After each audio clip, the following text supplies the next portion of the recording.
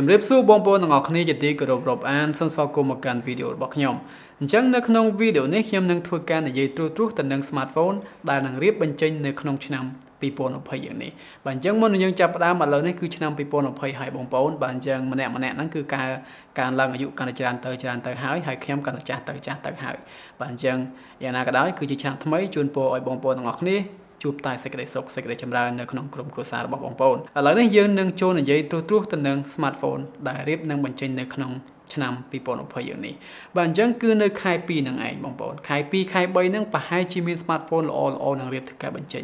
ទី1ដែលអ្វីដែលយើងទាំងអស់គ្នាកំពុងតែរងចាំហ្នឹងគឺមកពី Samsung Galaxy S11 ឬក៏ S20 អាហ្នឹងតាមរយៈព័ត៌មានលើអ៊ីនធឺណិតណាខ្ញុំឃើញគេថា S20 បាទអញ្ចឹងខ្ញុំជឿថាក្រុមហ៊ុនអាស៊ីមួយនេះអាចធ្វើអញ្ចឹងបាទវាខុសពីក្រុមហ៊ុនអាមេរិកក៏រំ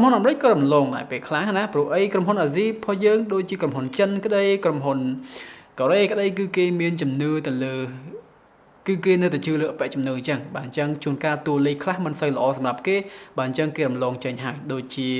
Samsung Galaxy Note លើកមុនហ្នឹងគាត់ថាលេខ6ហ្នឹងមិនល្អសម្រាប់ក្រុមហ៊ុនគាត់ទេអញ្ចឹងគាត់រំ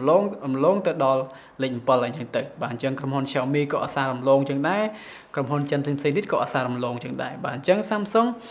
ប្រហែលជាអាចដែរហើយគួរផ្សំមួយទៀតហ្នឹងគឺវាអាចតាក់ទងទៅនឹង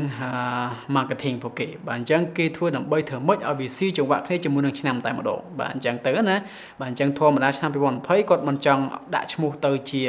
Samsung Galaxy S11 ទៅវាទៀបមានន័យថាវាឆ្ងាយពីឆ្នាំ2020ពេកណាបាទអញ្ចឹងគាត់មានតែដាក់ Galaxy S20 អញ្ចឹងទៅអាហ្នឹងខ្ញុំក៏អត់ដឹងដែរនេះគឺជាព័ត៌មានដែលគេសរសេរលើអ៊ីនធឺណិតណាគេថាអញ្ចឹងបាទអញ្ចឹងឥឡូវយើងថា Samsung Galaxy S11 ចុះបាទអញ្ចឹងឈ្មោះគឺតំណងតែម្ដងវាឡើងរៀងតែម្ដងណា S9 S10 S11 អញ្ចឹងទៅបើថា S20 វាទៅជាផ្សេងអញ្ចឹងទៅខ្ញុំក៏អត់ដឹងដែរអូខេអញ្ចឹង Samsung Galaxy S11 មួយនេះនឹងមានវត្តមានជាផ្លូវការនៅខែ2យ៉ាងហ្នឹងឯងបងប្អូនបាទនៅថ្ងៃទី18លឿនមែនទែនមុនគេហៅថា MWC ឆ្នាំ2020ខាងមុខនេះបាទអញ្ចឹងចំពោះការរចនាម៉ូដរបស់ Samsung Galaxy S11 នេះខ្ញុំឃើញថាមានការផ្លាស់ប្ដូរច្រើនដែរបើសិនតាមរយៈព័ត៌មានដែលគេ render មកអញ្ចឹងណាដែលគេលួចពីអ៊ីនធឺណិតមកអញ្ចឹងទៅគេឃើញថាមានលក្ខណៈស្អាតម្យ៉ាងដែរបាទអញ្ចឹងខាងមុខហ្នឹង style ដូចទៅនឹងពពួក series Note ហើយខាងក្រោយហ្នឹងនៅតែរក្សាបែបបត់ design របស់ Samsung Galaxy series S11 S10 S11 អញ្ចឹងបាទអញ្ចឹងយើងឃើញថាមាន3ដែរបាទ3ដូចគ្នាណាប្រហែលជាមាន4បាទព្រោះអីវាមាន 5G version មួយទៀតណាបាទអញ្ចឹងដូចទៅនឹង Samsung Galaxy S11 S10 អញ្ចឹងណាមាន S10e មាន S10 ធម្មតា S10 Plus ហើយនិង S10 Plus 5G version បាទអញ្ចឹងយើងមាន4តែម្ដងនៅក្នុងចំពោះ series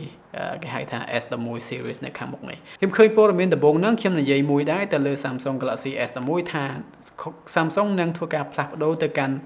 Snapdragon ទាំងអស់ប៉ុន្តែខ្ញុំឃើញថាព័ត៌មានប្រហែលថ្ងៃមកនេះ Qualcomm និង Samsung មិនសូវត្រូវគ្នាទេបាទអញ្ចឹងគាត់ថាមិនទុកចិត្តគ្នាទៅវិញទៅមកអញ្ចឹងណា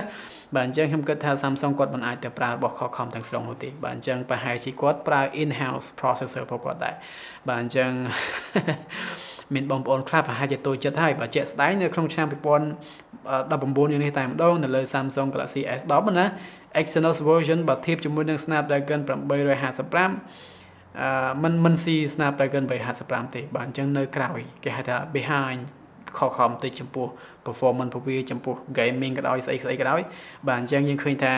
Exynos របស់ Samsung មិនខ្លាំងដូច Qualcomm ទេឥឡូវយើងនិយាយចំពោះក្រុមហ៊ុន Apple ម្ដងបាទអញ្ចឹងខាង Apple ក៏មានរបស់ថ្មីដែរនៅក្នុងឆ្នាំ2020នេះបាទអញ្ចឹងប្រហែលជា iPhone 12 iPhone 12 Pro iPhone 12 Pro Max អញ្ចឹងទៅឬក៏ iPhone 12 iPhone 12s 12s Max 12s Pro អីចឹងទៅខ្ញុំក៏ដឹងដែរជួនកាល Apple អាចដូរឈ្មោះបាទអញ្ចឹងឃើញថា Apple អាសាដូរឈ្មោះក្រុមហ៊ុនគាត់ឈ្មោះផលិតផលគាត់មែនទែនណាដូចជា iPhone 8 8 Plus iPhone X អីចឹងទៅណា XS XS Max ហើយទៅជា iPhone លុប XS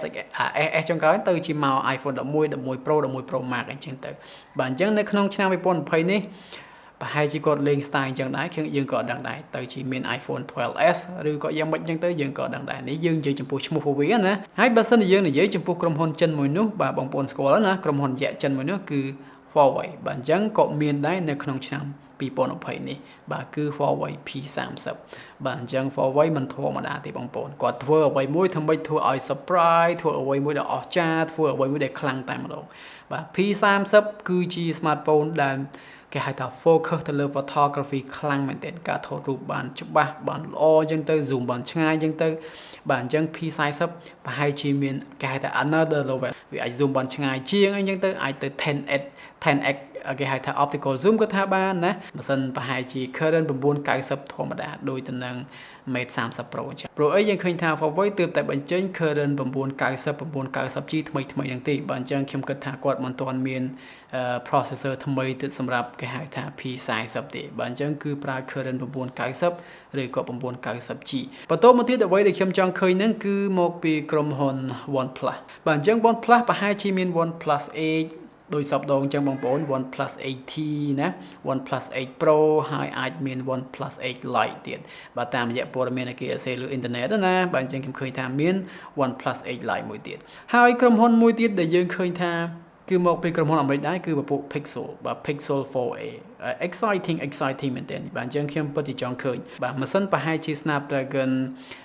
765បាទរបស់ Qualcomm ចំនួនថ្មីតែម្ដងណាកាមេរ៉ាដូចទៅនឹង OnePlus ដូចទៅនឹងអីគេ Google Pixel 4 Pixel 4 XL អញ្ចឹងគាត់ថា build material ហ្នឹងមិនសូវល្អគាត់ថាវាអត់មានប្រព័ន្ធការពារទឹកអីចឹងទៅវាអត់មាន wireless charge ចឹងទៅប៉ុន្តែកាមេរ៉ា software គឺតែមួយបាទអញ្ចឹងគឺខ្ញុំចាប់អារម្មណ៍មែនទែនហើយយើងមានពីក្រុមហ៊ុន Xiaomi បាទអញ្ចឹង Mi 10បាទអញ្ចឹងច្បាស់ណាស់រត់ជាមួយនឹង the first smartphone to run Snapdragon 865ហើយខ្ញុំឃើញព័ត៌មានមួយទៀតហ្នឹងគឺមកពីពួក ZTE Exxon S Pro អីចឹងទៅ 10S Pro អញ្ចឹងខ្ញុំក៏ដឹងដែរហ្នឹងអាចរត់ជាមួយនឹងគាត់ថាគាត់នឹងរត់គាត់ថាគាត់នឹងមាន first គេហៅថា Snapdragon 865នៅលើ smartphone ZTE មួយហ្នឹងណាហើយ Xiaomi ក៏គេថាអញ្ចឹងដែរគេនឹងរត់ first ប៉ុន្តែតាមរយៈព័ត៌មានតាមរយៈសេចក្តីប្រកាសរបស់ Qualcomm នៅពេលដែលគាត់បញ្ចេញនេះមកណាបញ្ចេញ Snapdragon 865ហ្នឹងគឺគាត់ថា Mi 10នឹងមានមុនគេបាទអញ្ចឹងប្រហែលជា Mi 10ច្បាស់ជាងគេហើយមួយទៀតដែលខ្ញុំចង់ឃើញហ្នឹងគឺមកពីពួកក្រុមហ៊ុន LG ប្រហែលជា LG G9 LG V60 អីចឹងទៅបាទអញ្ចឹងខ្ញុំចង់ឃើញ LG ងើបឡើងវិញព្រោះអី LG ពីមុនមកហ្នឹងគឺជាក្រុមហ៊ុនល្អមែនទែនបាទអញ្ចឹងគឺជាក្រុមហ៊ុនដែលមានបច្ចេកវិទ្យាល្អមុនគេបាទអញ្ចឹងឥឡូវហ្នឹងគាត់មានល្អមែនប៉ុន្តែឃើញថាគាត់ដើរឆ្ងាយណាស់ណាហើយអ្វីដែលវា LG មិនសូវល្អហ្នឹងគឺថារបស់គាត់ចេញដំបូងមកថ្លៃប្រហែលជាបាន 3-4 ខែផងធ្លាក់ថ្លៃចង់ 80% តែម្ដងបាទដូច LG G7 ចេញមកដំបូងដូចជា 700-700ឥឡូវហ្នឹងសល់ប្រហែល200 100អញ្ចឹងទៅម៉ាស៊ីនហ្នឹងតែខ្លាំងហើយប៉ុន្តែគាត់ថា software គាត់រៀងស្ទើរបន្តិចគាត់អត់មានគេហៅថា marketing ដូចជា 90Hz នឹងគេ 120Hz នឹងគេណាគាត់អត់មាន 10x optical zoom នឹងគេឧទាហរណ៍បើសិនជាគាត់ implement អាហ្នឹងទាំងអស់មកណាដាក់ដូចគេដែរមកនេះដាក់អីគេ Snapdragon 865ខ្លាំងណា 5x optical zoom អូខេប៉ុណ្ណឹងអូខេហើយ wide angle lens LG នឹងតែមានហើយមិនបាច់និយាយទេណាបាទអញ្ចឹងនេះគឺជាអ្វីដែលខ្ញុំចង់និយាយនៅក្នុងវីដេអូនេះសង្ឃឹមថាអ្នកទាំងអស់គ្នាចូលចិត្តហើយបងប្អូនដាក់ comment មកថានៅលើ smartphone នៅក្រុមហ៊ុន smartphone ដែលខ្ញុំរៀបរាប់បំបញ្ញនេះបងប្អូនចាំមើលក្រុមហ៊ុនណាខ្លាំងជាងគេចូលចិត្តខាងណាខ្លាំងជាងគេមិនតែចូលចិត្តទេគាត់ថាយើងចោលភ្នែកសម្លឹងមើលទៅខាងណាច្រើនជាងគេចាប់អារម្មណ៍ច្រើនជាងគេអញ្ចឹងណាទោះបីយើងមានលុយទិញក៏ដោយមិនមានលុយទិញក៏ដោយតែយើងចាប់អារម្មណ៍ចង់មើលខាងណាច្រើនជាងគេបាទអញ្ចឹងខ្ញុំចាប់អារម្មណ៍ខាងណាខ្លាំងជាងគេដល់ខ្ញុំចាប់អារម្មណ៍ខាង LG ខ្ញុំចង់មើល LG G9 ហើយនឹង V60 ខ្ញុំចង់មើលឃើញការអភិវឌ្ឍរបស់គាត់ពួកអីខ្ញុំចូលចិត្តផក LG មែនទែនបាទទោះបីដូចខ្ញុំនិយាយចឹងណា software គាត់មិនល្អក៏ដោយក៏ខ្ញុំធ្លាប់ប្រើ LG ដែរដោយសារតម្លៃវាធូរថ្លៃជាងគេអញ្ចឹងទៅខ្ញុំមិនធូរថ្លៃជាងគេទេប៉ុន្តែ I don't know ខ្ញុំចូលចិត្តគាត់